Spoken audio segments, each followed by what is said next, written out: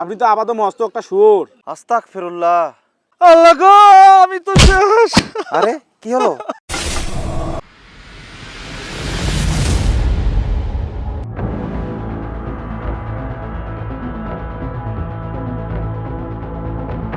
এই বেটা মফিজের বাচ্চা, ফোন দিলে ফোন ধরছ না কে? কোথায় থাকস তুই? কালকের মধ্যে আমার সব টাকা যদি সুদে আসলে না দিস, তাইলে তোর খবরই আছে হালাল পোহালা। ফোন রাখ।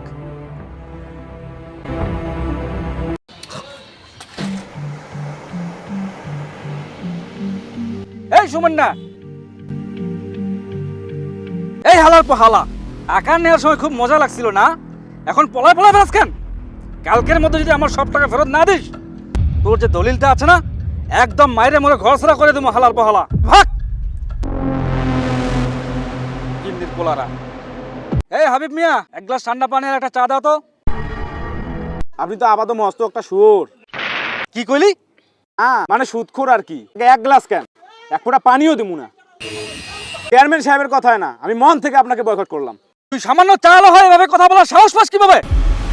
চেয়ারম্যানের কথা আমাকে বয়কট করবি? তারা তোদের বয়কট করে আমি বের করতেছি। তোদের খবর আছে সবার। শালাদের সাহস বাইরে গেছে, আবার নতুন নাটক শুরু করছে। বয়কট বয়কট করবি না? বয়কট।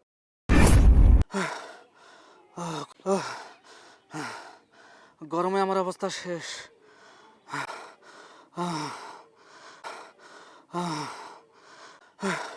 এই রিক্সা,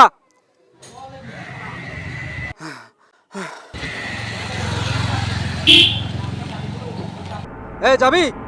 হ্যাঁ, কই যাবেন? এই মসজিদে গিয়ে নামাই দে।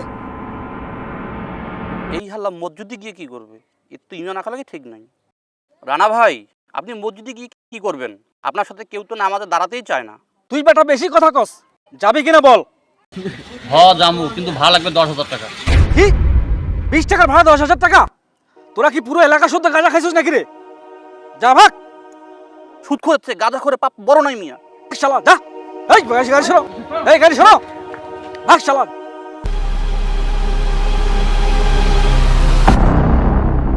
এখন হাইটাই বাসায় যাবো। দেখি বাড়িতে আমার কেমনে বয়কট করিস তোরা। বৃষ্টি চলে আসছে রে।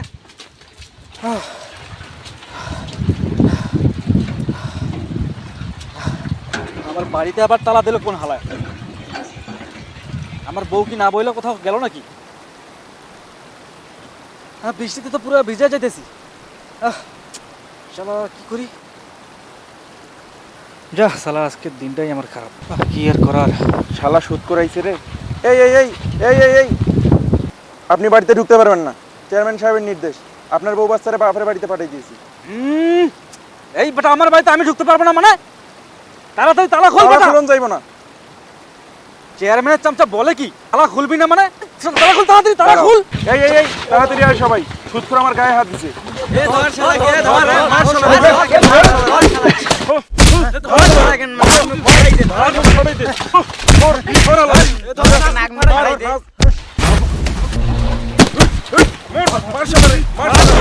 এই ধর সবাই মিললে। কি করতেছ?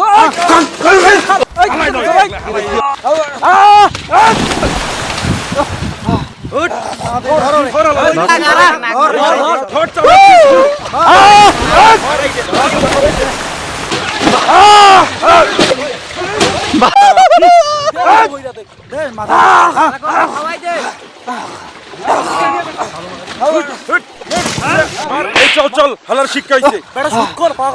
মনে থাকে জানো, খবর খারাপ আছে।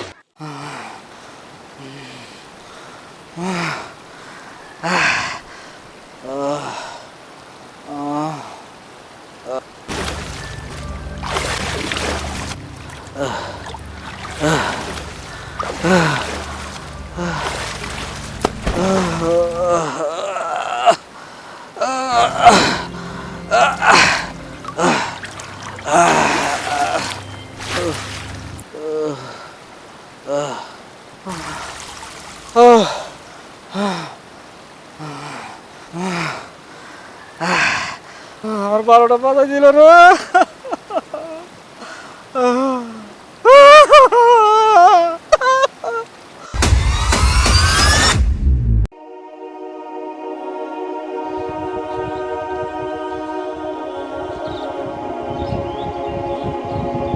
আসসালামু আলাইকুম ইমাম সাহেব। ওয়ালাইকুম আসসালাম। রানা ভাই বসেন।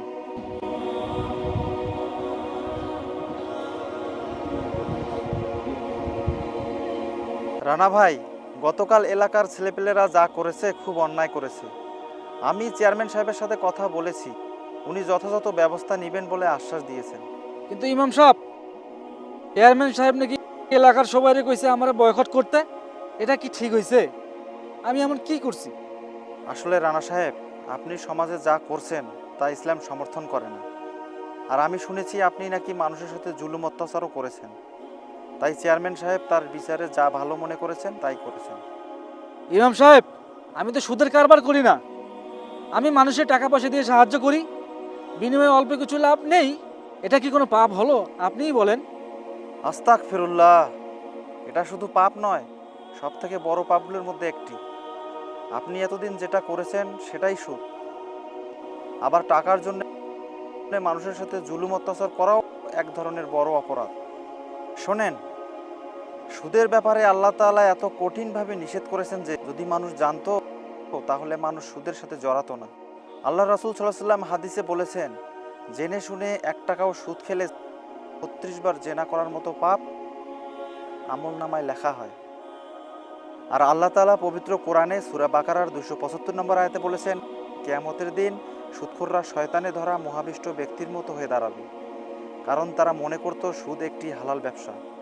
কিন্তু আল্লাহ তাআলা সুদকে হারাম করেছেন এবং ব্যবসাকে হালাল করেছেন। আর এ পাপের শাস্তি এতটাই ভয়ানক আর অসহনীয় যে যা আমাদের পুরো পৃথিবীর মানুষের কল্পনার বাইরে।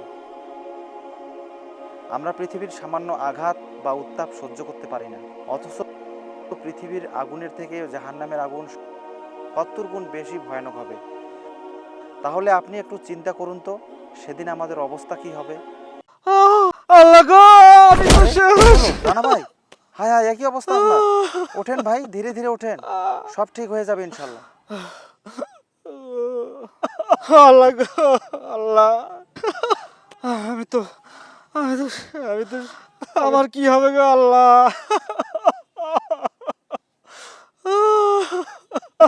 আমি কত বড় পাপ করেছি। আমার যদি কেউ আগে ভালোভাবে বুঝাইতো। আসলে মানুষের কি দোষ? আমি তো মানুষকে ঠিক মতো কথা বলারই সুযোগ দিইনি। মানুষের উপর কত জুলুম অত্যাচার করেছি।